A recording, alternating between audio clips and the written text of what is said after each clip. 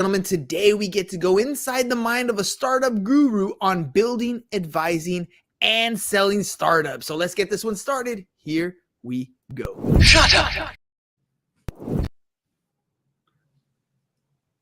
Shut up and sit down. Look, a business can give you everything you want in life: prestige, wealth, freedom. It can also take everything away from you. This show is for those who are willing to take that risk. These are the real life stories of entrepreneurs. But before we start, I have one small favor to ask. Please leave a comment. It could be advice, critiques, tips, feedback, or share this with someone, because your engagement is the most valuable and most powerful form of social currency. So thank you, and welcome to another episode of Business Buzz. All right, ladies and gentlemen, today we are diving into the world of entrepreneurship, growth, and the art of scaling businesses from the ground up. Our guest is a visionary entrepreneur who has not only built and sold companies in Silicon Valley and beyond, but also helped over 150 new ventures navigate the turbulent waters of startup success. From the foundations of digital marketing to the principles of Aikido, he embodies the true spirit of work hard, play hard. So join us as we explore the journey, strategies, and insights of the incredible Mr. Feras Alhlou.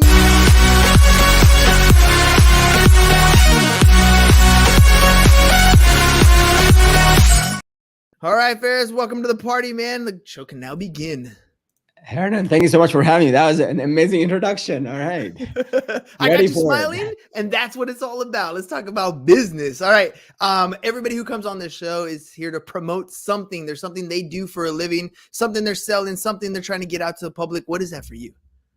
For us is helping entrepreneurs, founders who have an idea and they want to turn it into a business, or those who've started and they're struggling. We are the leading source of providing consulting and support, and a whole lot of free content on YouTube and also on our website. Helping entrepreneurs not making the same mistakes I made. That's my goal.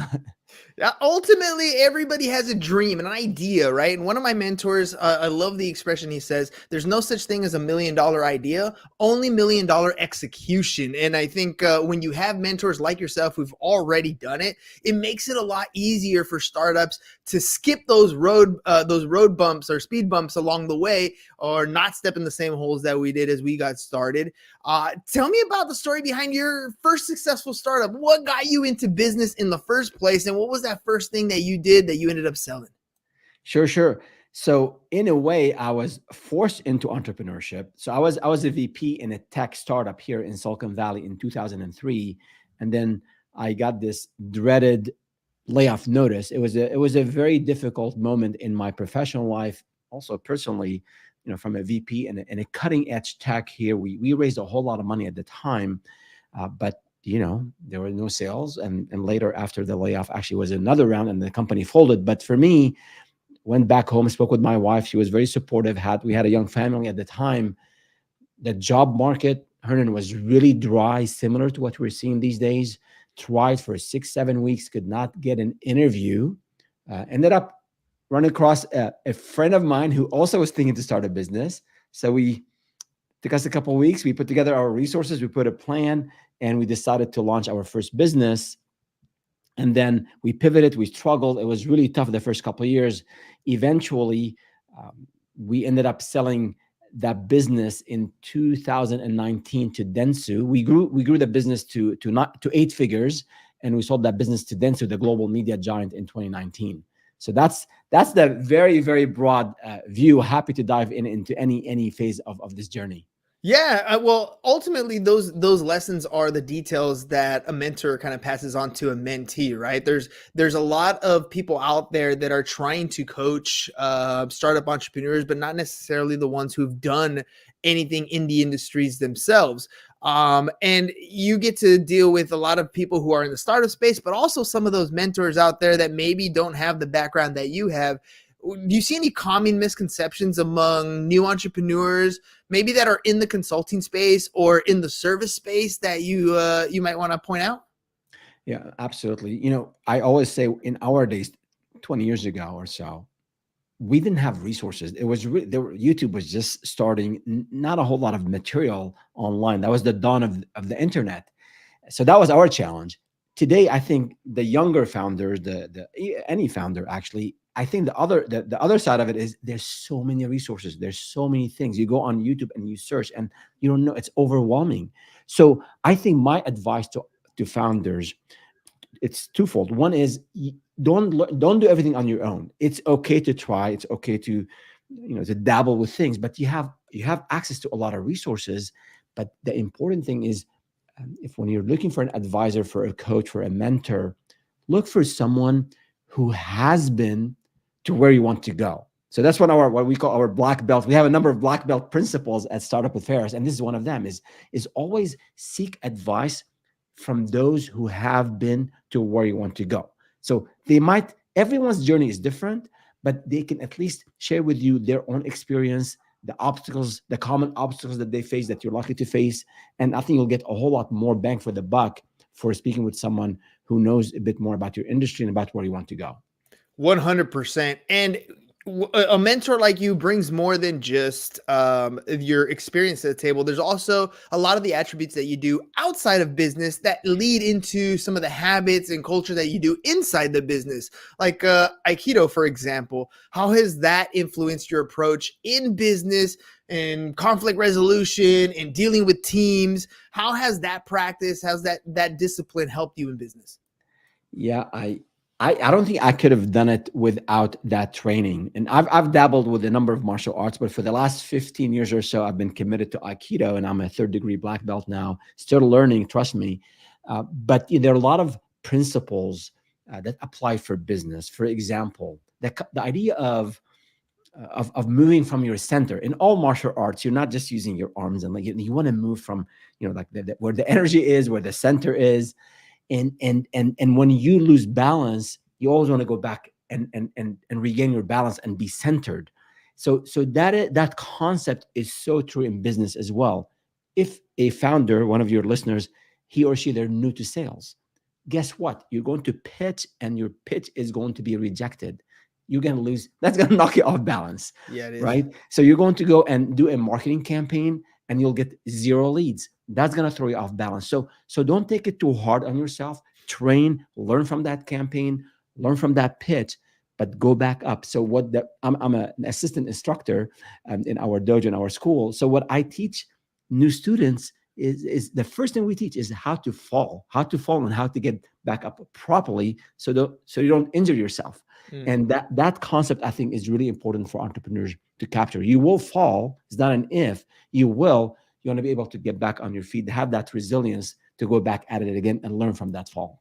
Yeah, and I don't think people kind of realize that when you first get into the idea phase, where you have an idea, you want to start a business, I always equate it to like buying a lottery ticket, right? You buy a lottery ticket, and for those $2 and that couple days or whatever, that excitement is there. What am I gonna do if I hit the jackpot? What am I gonna buy? Where am I gonna go? What am I gonna accomplish? That vision, I think, is the same for startup entrepreneurs. When they have this idea in their head and they're gonna go out and do it, what they don't realize is it's almost nothing more than a constant number of fires that you put out, mistakes that you make, hurdles that you need to overcome. And I love that you train your students in the dojo about how to not only fall, but how to get yourself back up, because we're all dealt a different hand at birth in business, right? Or in life in general. I forget who I heard it from, but they talk about how, if life knocked you down early on, you have no control over that. That's just how the cards you were dealt. But if you stay down, that is ultimately up to you. You're the one who controls whether you get back up and you keep going. Are there any pivotal moments in your career where you've been knocked down like that and you're thinking about staying there, but something pushes you to keep going?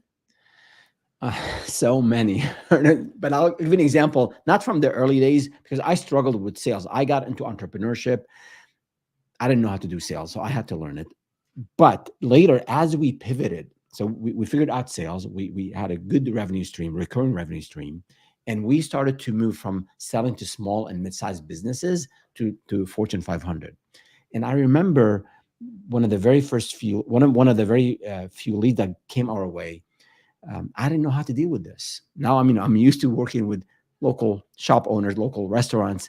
You have to be more polished.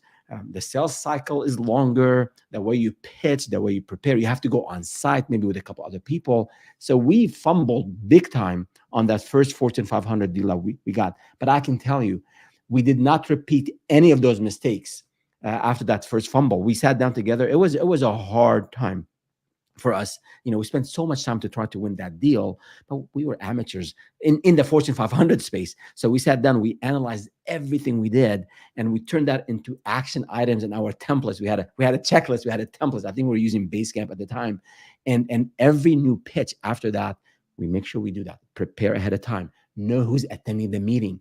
Make sure you understand their pain points. And the list goes on and on. So I think that even though you might be good at something in business, if you want to grow the business, you want to scale things, you have to also evolve as an entrepreneur. That learning, unfortunately or fortunately, the learning doesn't stop. You always have to be learning and then apply what you learn so that you can go to better places and close bigger deals and have more profit. Yeah, I mean, I agree with the constant learning. Literally, 2 years ago, we weren't talking about how helpful AI can be in a business, and now we're at the point where if you are not utilizing an AI tool, you are wasting a ton of time, and your competition is quickly passing you by because they are utilizing tools like that. Those learnings never end. The education continues no matter what.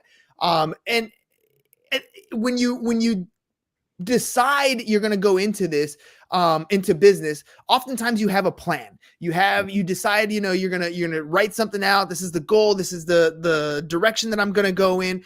But in all reality, those plans never really work out the way you intended them to work out. But if we stick to some of the core fundamentals, you're able to guide the ship in the direction where you want to go with those fundamentals. For startups, oftentimes they don't know what they don't know. What are some of the core fundamentals that you teach startups that they need to have in place so that when the plan shifts, inevitably they can correct course? Right on. And, I think it was Eisenhower who said, planning is everything and the plan is nothing, but the plan is nothing. So, after the first punch, I think Muhammad Ali said, or Mike Tyson, I forgot, the fight plan is gone, right? So yes, do some planning. You do not have to develop a 50-page business plan, right? Put something on paper, do some market research, talk to potential buyers, on a weekend, reach out to a few people and say, hey, I'm about to be, your friends, your network. I'm about to start a business. I want to sell X. Would you buy it? And they say no. Why? Do you know someone who could buy? So the plan can, you want to iterate on the plan. You want to build it as you go. But to your point, if I had a certain, say, level of expectations in terms of my sales plans, in terms of maybe my market plan, have some targets, have some aggressive targets, but until you put them into action, you're really not sure what's going on. So yes, plan, but you have to experiment. You have to go out there and network. You have to go out there and start delivering the service. Even if you're a master of your domain, you worked in a company for 10 years and you know this area, be it coaching, be it HR consulting, when you deliver it on your own without the support of the entire company that you used to work at, you might run into issues. So I think that idea of putting a plan together, executing, then learning from that execution, and then going back and do a maybe end the quarter review and then update the plan accordingly for the next quarter. So that's sort of that kind of learn, do, then go back and learn from what you did when you've done, so that you can move to the next stage.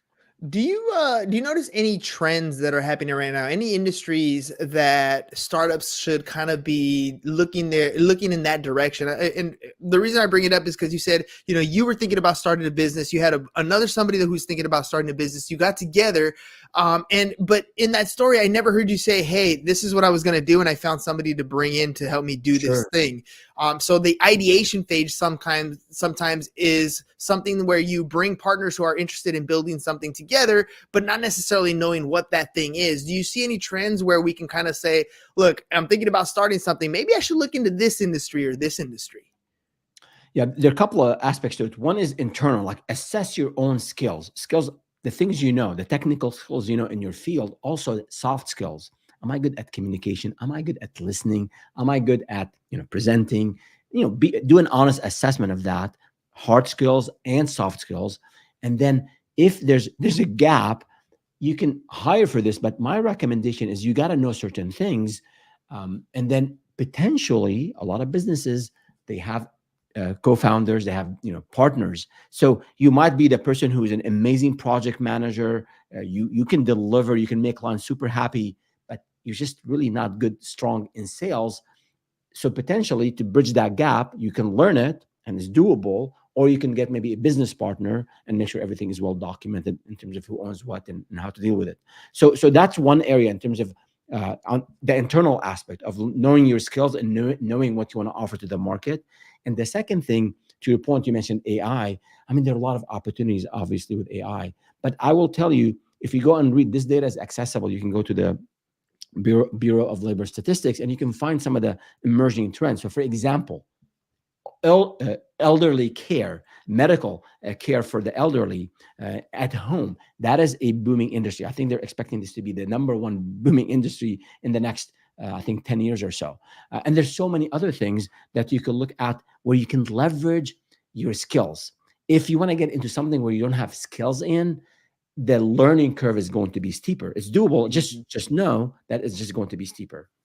Yeah, and that's where a lot of the mistakes happen. But you also have the ability to grow there as well. All right, so you have an idea, you go into it with a partner or with a number of different people who are working towards the same goal, which is great. And I remember when I got into real estate investing, one of the things I learned is you start with the end in mind, right? You have to have an exit strategy when you get into business because it'll help navigate the courses that you're going to develop something that people at the end of the day will either want to buy or get acquired at some point. You were able to sell your business for millions, like in those figures.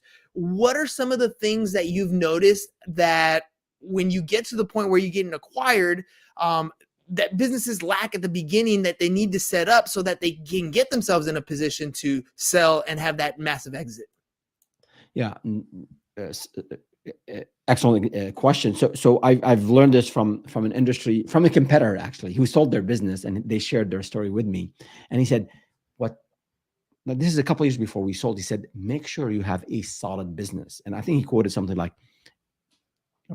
year over year, top line 20%, bottom line 20%. Meaning, if you're making $1 million the first year, you want to be making 1.2, right? Same thing on the profit. So establishing, I think, and building and scaling a solid business is what you should be really focusing on early.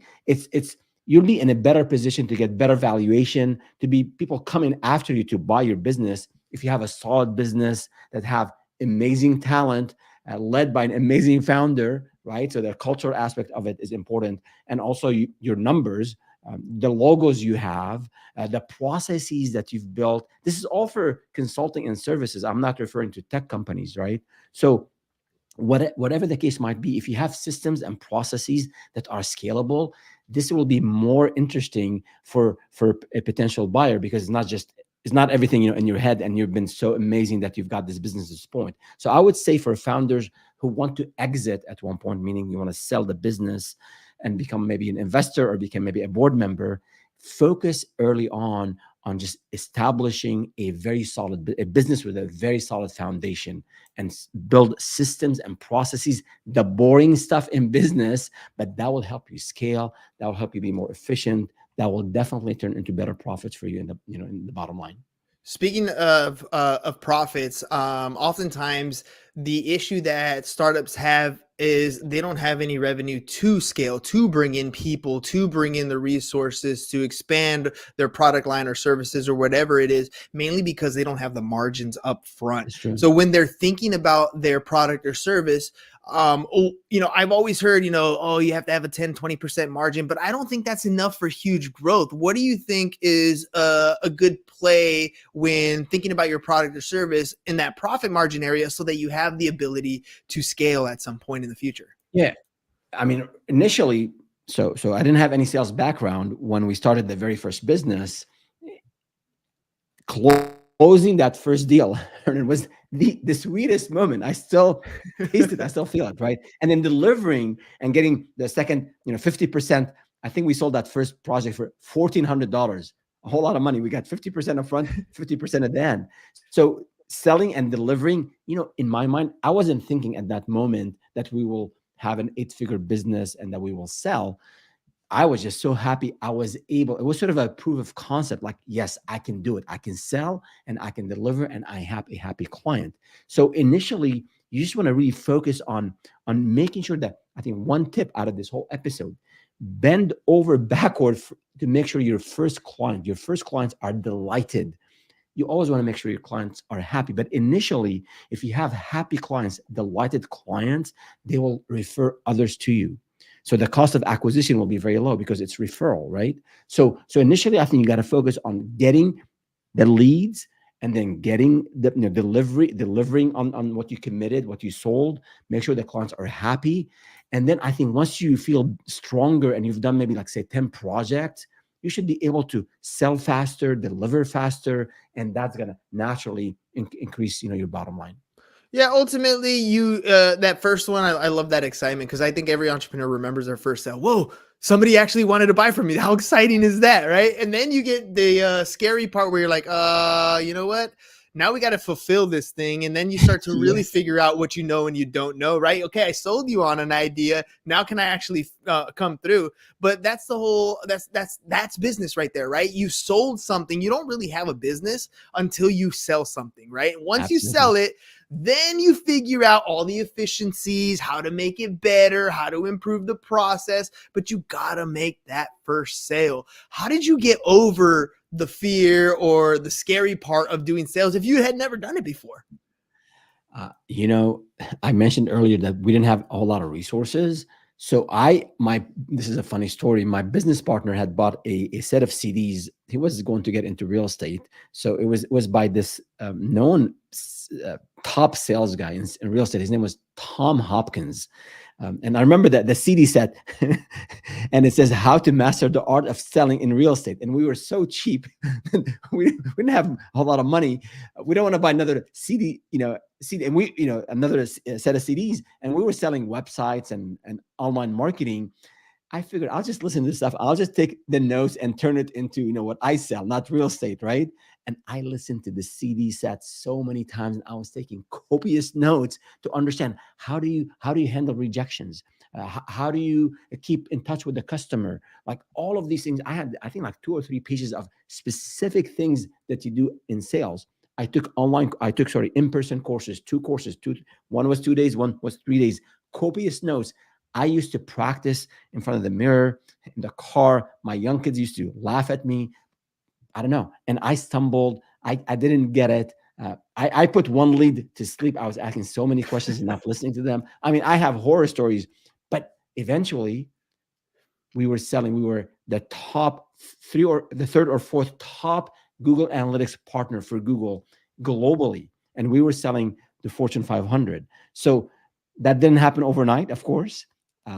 It took a lot of failures, but also a lot of learning, and obviously the support of the A team that we have assembled as we were growing the business. Yeah, patience is key, especially in entrepreneurship. Nothing goes according to plan. It always takes longer than you thought it was going to. It always costs more than you thought it would. But if you're diligent in what you're doing, you will overcome a lot of those obstacles, and eventually, over the long haul, it turns into what you wanted it to. There's no other way around it because you're focused. You know where you're going, and you might go to the left a little bit, you might go to the right a little bit, but you get back in shape, and before you know it, you've arrived somewhere where you can look back and be like, wow, I can't believe I'm here. This is my reality. This is my life. If people are in that beginning phase, they're ready to start their business, but they need help. Maybe it could be confidence. Maybe it could be planning. Maybe it could be whatever it is that is preventing them from taking that first action step. What can they do? What action step can they take to reach out to you and find out more? Sure. Thank you, Ernan. So you can go to startupwithferas.com, Feras spelled Feras. We have a daily newsletter with tips and strategies on how to start and build and grow your business. And we also have a YouTube channel at Startup with Feras, where we have content on across the entire aspect of building and starting, building, and growing a business. So yeah, would love to hear from the community. Let us know if you have any questions. We'll be more than happy to be of help. Perfect. Feras, one more thing, man. If you could go back, and I always say this because I teach high school during the day, and it's 17-year-old kids, and we're going into an economy where I'm not sure college is the direct choice these days anymore. There's a lot of opportunities in the trades. There's a lot of opportunities as an entrepreneur. If you were talking to a class of 17-year-old kids about to enter the world as adults, what advice would you give them? I would tell them work hard and play hard. So take life seriously. You know, they say, I don't know if they're still hip. You only live once, right? So, YOLO. yeah, but look at it the other way. Yes, you only live once. So you got to make the best out of this life. So if they would listen to me, I don't know, they would. My kids are older than that and they don't listen. I love my kids. But no, seriously, it doesn't matter. I think going to college is a great thing if you can, if your circumstance doesn't allow you to do that. You can. I know a lot of people who did not go to college and they're amazingly successful. They had to put the hours. You can master a domain. There are even top businesses in the Bay Area, in Silicon Valley now, they're dropping the requirement to have a college degree. And this is technical because you can go online, you can go to Coursera, you can go to a lot of these online courses and get certified and show that you've learned a lot and you're willing to put extra time to learn new things. So if college is just for whatever reason is not in your journey, it doesn't. You still have to put the effort and the time and learn at a young age. Learn skills. Yeah, learning will give you a whole lot of earning. So just a lot of learning early on. Yeah, I 100%. And I need to iterate that because that's the truth. I don't know if college is the path for everybody, but education is. And that will never go away, right? It might not be your traditional university path, but you have YouTube University, you have mentorships like people like you that we can ask for help. I mean, I know there are people out there who have already succeeded, mentors like yourself, where you're going to pay, and it's not the same cost as tuition in college, but it could be way better. You can get internships, you can learn from people who are already successful in the place that you want to be a success in. And in this case, if you have a startup and you're ready, or you're thinking about starting a business and you need mentorship, that's exactly what Feras is here to help you with. So ladies and gentlemen, website scrolling across the bottom, startupwithferas.com, startupwithferas.com. Feras, thank you very much for being on the program today. Ladies and gentlemen, that's all we got for you today. We'll catch you guys on the next one. Peace. And we're out. So much. Thanks for having me. I appreciate it. It's over. Go home. Is your business in need of marketing? Try starting a podcast, but not just any podcast. Podcast like a pro. We can show you how to take your business from being invisible to becoming a brand people trust. Go to www.businessbros.biz to get started today. Business